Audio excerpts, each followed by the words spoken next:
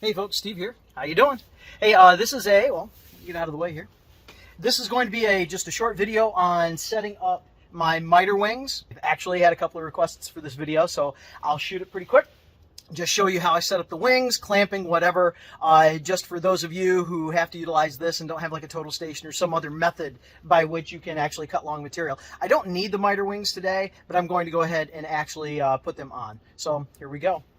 So for the installation today, what I'll need is I'm going to need some clamps. This is just what I have. A couple of different types of squeeze clamps. These I actually have for my tracks.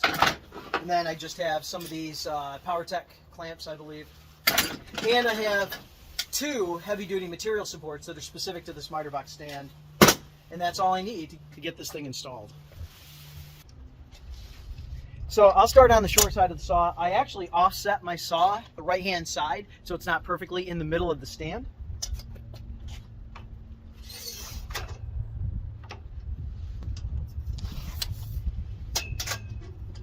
And the idea is just to get this pretty much where I want it, but I'm going to dial that in as far as making sure everything is level.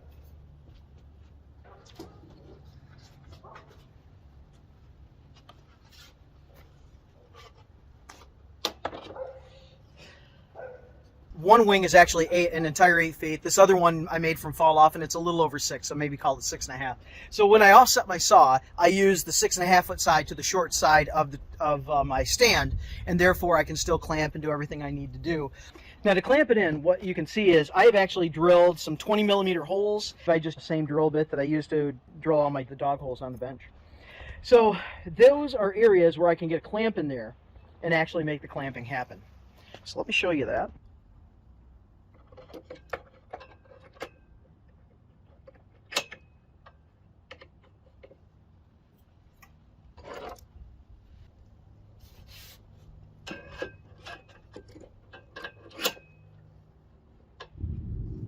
And I just want this secure. I don't want to pull down too hard on these in that it will actually deflect. It will deform the surface here because I am spanning probably about 40 inches right there.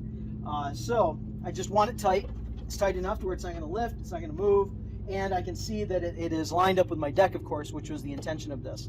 Now for that, I will then lay a level across to make sure that this is flat with the deck all the way out, because I can adjust my stand up and down my heavy-duty support here.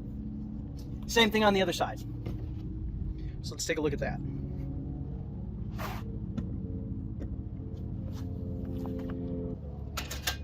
First thing here is just to get the material support stand on, snug it up a little bit. Likewise, on this stand it does have a top and a bottom, and on the bottom I've actually again drilled dog holes. So there and there, and I only have 2 here on this particular stand. I should drill more, but that's what I have.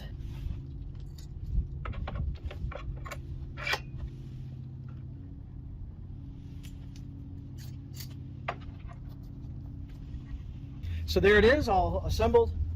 I have 8 feet on this side. I have 6.5 feet off that side of material support. So that's all it takes to set these things up. It's not really a big deal at all, but I really appreciate having the extensions and the ability to make sure that I can support all that long material. And it does provide a surface if I need to do anything. It's not, you can't really build off of it, but you can do layout, things like that. Thanks for sticking with me. If you would, please like and subscribe down below. I really do appreciate that. You all have a wonderful day. Hope you liked material wings setup on the miter stand. Take care.